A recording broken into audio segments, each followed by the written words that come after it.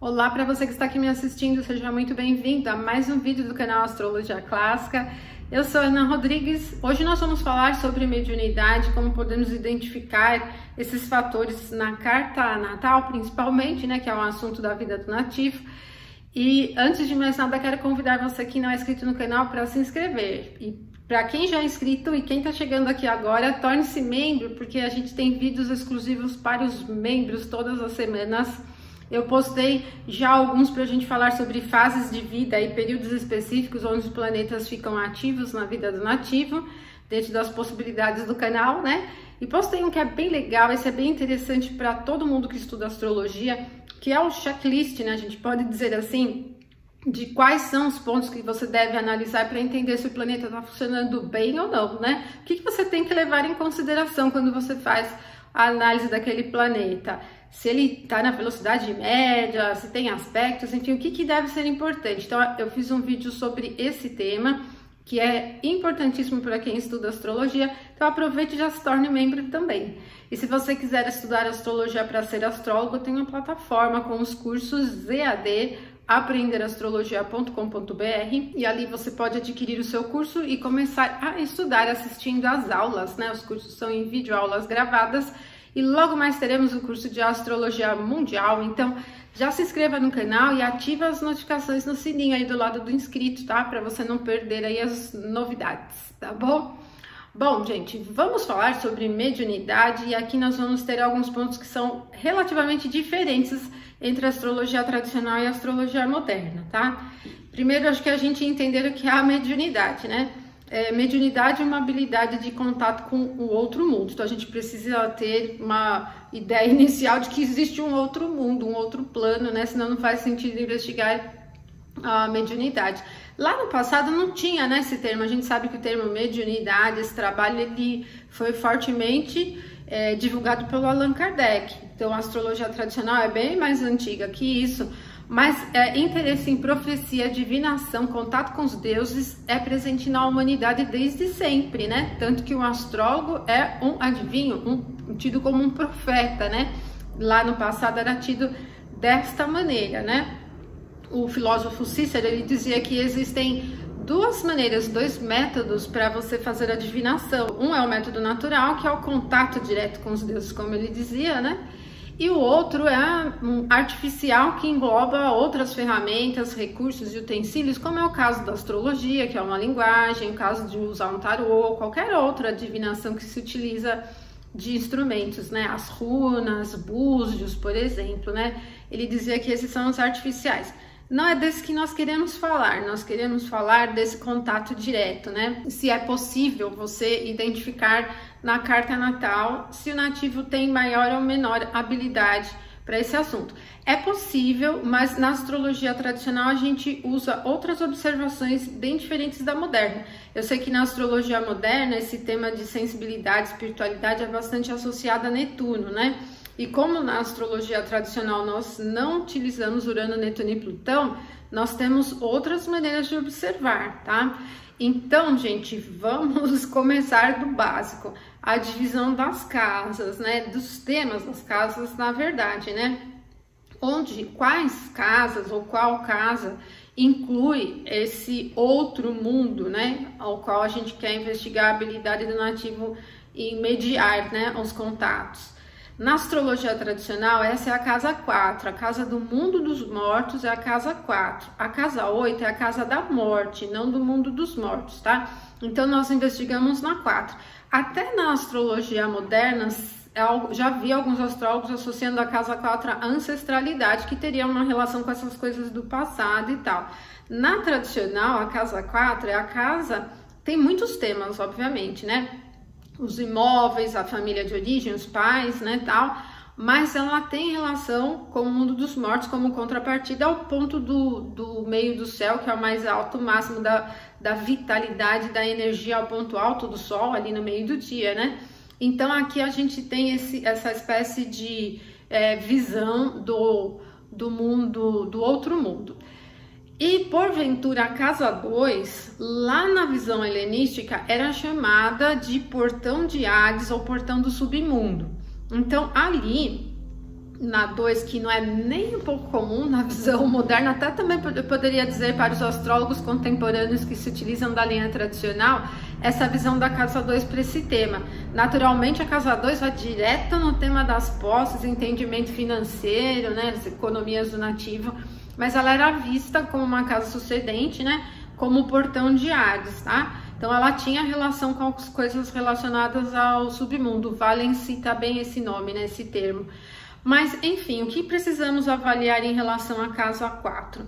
A habilidade cognitiva do nativo, na astrologia tradicional, ela é vista pela condição da lua. Então, é a lua quem nos diz se o nativo tem maior ou menor permeabilidade às condições da vida, do entorno, ao mundo dele de uma maneira geral. E aí, quando eu falo da permeabilidade, eu tô falando da capacidade de percepção. Então, assim, quanto mais aberto ao mundo a pessoa for, mais sensibilidade ela tem aos variados níveis de energia do ambiente, sejam eles mais terrenos e próximos a ela ou mais distantes, né? Isso é muito comum quando a lua está posicionada em um signo úmido, mas um signo úmido da água e não tanto do ar, porque os signos do ar, eles têm uma tendência um pouco mais mental. Nesse processo de estudo espiritualista, eu penso que os de ar, eles estariam ligados mais a um processo intuitivo, enquanto os de elemento água, né, os da triplicidade da água, estariam mais relacionados à capacidade da sensibilidade mesmo e percepção, tá? A gente pode dizer que a água tem um fator bastante relacionado à abstração, uma divagação mais abstrata e sensível, e do ar há uma abstração mais mental, mais intelectual, por exemplo, né? Então, no contexto de espiritualidade, o ar estaria mais ligado à intuição, enquanto a água estaria mais ligada a esse fator um pouco mais mediúnico. É lógico que isso vai se moldando, porque os planetas posicionados na carta, eles fazem relações, né, entre si e tal, geram recepções, geram aspectos, e isso vai se moldando. Então, é possível que vocês, numa carta de uma pessoa, de um médium, por exemplo, encontrem um Mercúrio em Aquário, um Mercúrio em Gêmeos, por exemplo. É possível até, dependendo das conexões restantes que ele faz na carta. Mas é importante vocês verificarem as condições da Lua em relação ao regente da casa 4, nesse sentido. Se a Lua estiver em água, posicionada na casa 4, se a Lua estiver no elemento água, em um aspecto de trígono, de sextil, com o regente da casa 4, até de quadratura ou oposição, porque o contato com outro plano, ele não é só de deuses, né? Não contato só com deuses e seres angelicais, por exemplo. Muitas vezes a pessoa tem uma mediunidade que vê coisas feias, né? Seres feios, enfim, vai para outros planos e tudo mais, né? Mais pesados e mais densos e tudo mais. Então, isso ficaria presente também nos aspectos mais desafiadores. Mas, além da condição da Lua, a gente pode associar a relação com Júpiter, que é um planeta muito vinculado ao tema da espiritualidade de uma forma geral, e quando Júpiter está posicionado em signos da água e muito relacionado ao ascendente ou ao regente do ascendente, se você tiver um Júpiter em Escorpião na primeira casa, por exemplo, ele tem uma tendência bem permeável, né? Vai ter uma característica emocional muito profunda, em Peixes, em Câncer também, e isso cria também bastante favorecimento para essa conexão mais expansiva com o outro mundo, tá? Então, o Júpiter tem essa característica. É lógico que assim, o Júpiter ele tem muitos temas, então muitas vezes ele posicionado na primeira casa, além da habilidade sensível, pode representar assunto de viagens, contato com assuntos religiosos, né? Interesse na filosofia, todos os temas vão estar presentes ali, e não vai descartar os outros por ter uma relação com a sensibilidade e mediunidade de alguma forma, tá? Então ele vai ter bastante essa marca. A gente costuma dizer que o signo de Peixes é extremamente sensível e permeável ao ambiente, então quando se tem Lua, Mercúrio, Júpiter no signo de Peixes, tem bastante permeabilidade mística, né? Então, esse favorecimento para uma atividade mais mediúnica, e mais nos signos de Câncer e Escorpião também. Inclusive, se diz que Escorpião é o signo das bruxas, né? Então, a característica escorpiana, no meu ponto de vista, ela tem a ver mais com um processo curativo, assim, né? Não tanto só mediúnico, mas um processo curativo. Mas acontece também. É um tema bem complexo, então, como eu falei, vocês vão precisar correlacionar os regentes, né? Verificar em cada carta como eles se relacionam, formam ângulos e criam as recepções de certa maneira.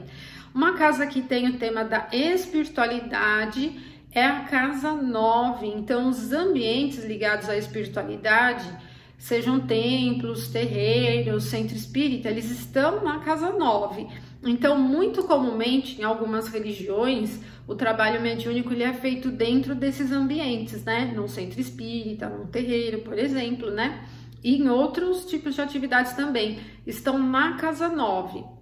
Então, para investigar o interesse do nativo e a participação dele, as promessas do tema espiritualidade na vida do nativo, nós investigamos a casa 9 também. Então, o que torna tudo muito forte? Se eu tiver a lua no signo de água na casa 9, se eu tiver a lua no signo de água junto com Júpiter, né, no signo de água na casa 9 mais ainda, se eu tiver a lua e Júpiter, signo de água na casa 1, mas eles estiverem em aspecto com Mercúrio na casa 9, por exemplo, também é bastante possível que essa sensibilidade seja muito aflorada, né? Então, todos os temas ligados à divinação, seja ela direta, né?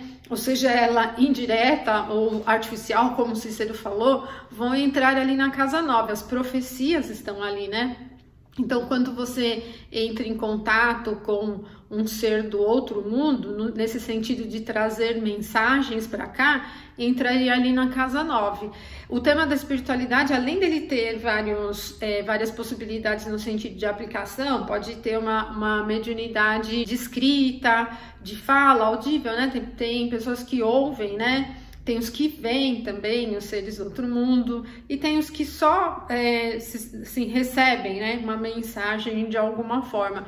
Então, entra tudo na 9. E tem as pessoas que também entram em contato com seres de outras dimensões, isso aí para quem acredita, no sentido ufológico, né? Que não são propriamente espíritos, mas podem ser seres que vivem em outros planetas e tal. Entraria na 9 também, porque a casa 9 ela tem essa ambientação de tudo que é bem diferente do mundo comum, assim, né? A ciência, a tecnologia, as coisas avançadas e o futuro está tudo na casa 9. Então, quando a pessoa tem experiências ufológicas, vê coisas, tem contato com seres também, que existe isso também, né? Você vai investigar na casa 9, tá? Então, gente, a mediunidade propriamente parece estar bastante vinculada à umidade que é presente nos signos da água e nos signos do ar. Os signos do ar indo muito para o campo da profecia no sentido intuitivo, ou utilizando os recursos da astrologia, por exemplo, outros recursos, ele é mais intelectual e muito mental. A utilizar ferramentas como hipnose, né, coisas assim, entraria bem nesse processo do ar, né, onde se mexe bem com o processo mental.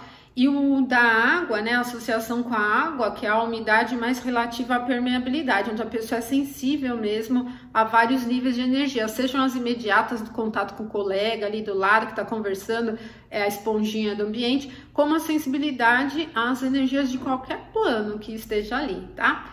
Bom, e aí você vai precisar investigar a relação da Lua, né, de Mercúrio nas condições do planeta Júpiter, do próprio regente do ascendente. Às vezes você vê essa conexão Lua, Júpiter e Sol, às vezes Lua, Júpiter e Mercúrio, e nenhum deles é o regente do ascendente propriamente, mas muitas vezes podem estar conectados ao ascendente por um aspecto, né? Seja ele harmonioso ou desafiador, tá bom? Esse é um tema que merece um curso inteiro, gente, porque tem várias nuances pra gente investigar, porque tem uma sensibilidade bem positiva e inspirativa, né? Assim, que cria possibilidades de contato com coisas boas, angelicais, como tem também aquela sensibilidade e mediunidade mais densa, às vezes incontrolada, né? Enfim, e dá pra gente trabalhar com essa profundidade na carta natal, porque toda a percepção do nativo, né, ela está ali. A outra coisa importante sobre o tema são os sonhos reveladores também, né? E na astrologia tradicional entra na 9, na moderna se diz 12, mas na astrologia tradicional é a casa 9. Tudo que diz respeito ao mundo da espiritualidade, religião, profecias, templos, sonhos, casa 9, tá bom, gente? Então, a gente pode fazer essa conexão ascendente, casa 9, casa 4, pensando em casas, e em planetas iluminares, posição de Lua, Mercúrio, regente do ascendente, e Júpiter. Conectando esses pontos todos ali, né? Se tiver tudo em água, então é bem sensível, tá bom?